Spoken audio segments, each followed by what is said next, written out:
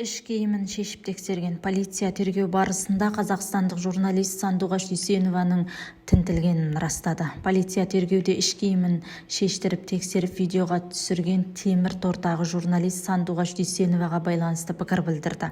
Айтуынша, оны тек 4 әйел қызметкері тексерген. Бұл туралы Стан Газет ақпарат агенттігі хабарлайды.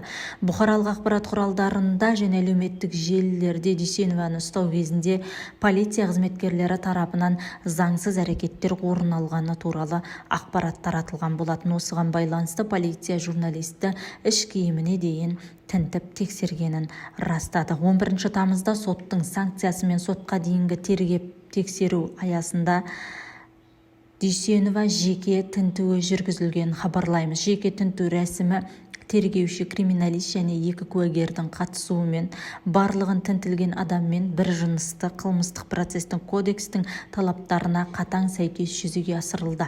Осы тергеу әрекетін жүргізу кезінде ғылыми техникалық құралдар қолдану міндетті деді хабарламада.